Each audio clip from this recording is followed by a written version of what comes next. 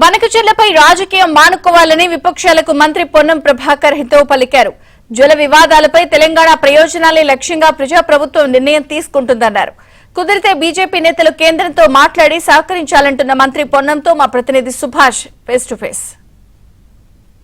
ప్రస్తుతం బనకచెర్ల ఇష్యూపై అటు ప్రతిపక్షాల విమర్శలకు అధికార పక్షం ఏం సమాధానం ఇస్తుందో మంత్రి పొన్నం ప్రభాకర్ వారిని అడిగి తెలుసుకుందాం. సార్, బనకచెర్ల ప్రాజెక్టుపై ఒకవైపు టీఆర్ఎస్ నేతలు హరీష్ రావు కావచ్చు, కేటీఆర్ కావచ్చు, తెలంగాణ ప్రయోజనాలకు మరణ శాసనం లిఖించారని చెప్పేసి రేవంత్ రెడ్డి టూర్ మీద మాట్లాడుతున్న పరిస్థితి కనిపిస్తుంది. దీని మీద ఎట్లా స్పందిస్తారు?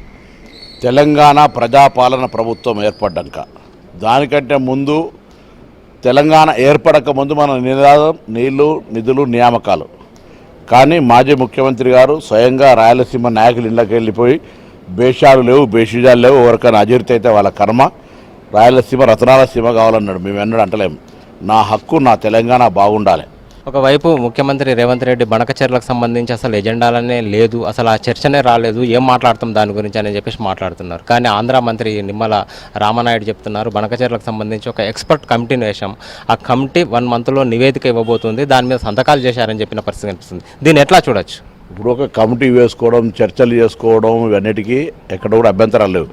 మళ్ళీ చెప్తా ఉన్నాం, తెలంగాణ ప్రయోజనాలకు సంబంధించిన గోదావరి జలాలు మనకు కేటాయించినటువంటి నికర జలాలు, మిగులు జలాలు, దాని తర్వాత మన వాటా షేర్ ఏదైతుందో అది వాడుకున్న తర్వాత ముచ్చట. అందుకు సంబంధించి ఒక అడుగు కూడా వెనకకేసేది లేదు. మన ప్రయోజనాన్ని ఇంకో రాష్ట్రానికి తాకట్టు పెట్టేది లేదు. ఎవరితోటైనా ఎప్పుడైనా ఏదైనా ప్రజాస్వామ్యంలో సామధాన భేద దండోపాయాలు ఉంటాయి. ముందు మనం డిస్కషన్ స్టేజ్కు వ్యతిరేకము అని పోవడం వల్ల కేంద్రంలో ఉన్నవారు ఎవరు కూడా మనకు హెల్ప్ చేసే పరిస్థితి ఉండదు.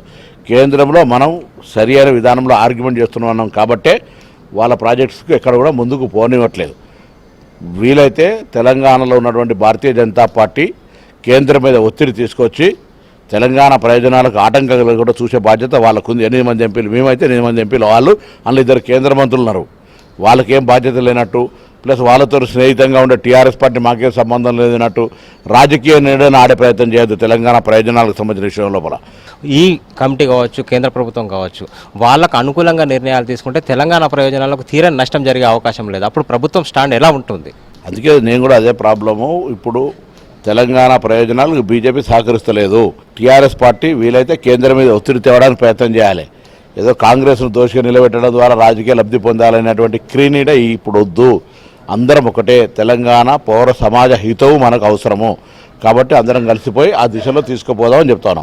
ముఖ్యమంత్రి గారిని ఇంకేదైనా విమర్శ, ఇంకేదైనా అంశం చేస్తే రాజకీయంగా చేసుకునే హక్కు మీకుంది. కానీ గోదావరి రైతాంగ నీటి జలాలకు సంబంధించిన విషయం లోపల మనందరిది ఒకటే మాట ఉండాలి. అందులో కేంద్రంలో నాయకత్వం బీజేపీ మిత్రపక్షంగా పార్టీ కలిసి అధికారంలో ఉన్నటువంటి పరిస్థితులలో తెలంగాణకు ప్రత్యక్షంగా అన్యాయం జరుగుతుంటే ఇక్కడున్న బీజేపీ నాయకత్వం మౌనంగా వహిస్తే రేపు చారిత్రాత్మక హీనులవుతారు. తెలంగాణ ప్రయోజనాలకు అనుగుణంగానే వ్యవహరిస్తామని చెప్పేసి మంత్రి పొన్నం చెప్తున్న పరిస్థితి కనిపిస్తుంది. వీడియో జర్నలిస్ట్ గిరితో సుభాష్, ఏబిఎన్ ఆంధ్రజ్యోతి, సిద్దిపేట.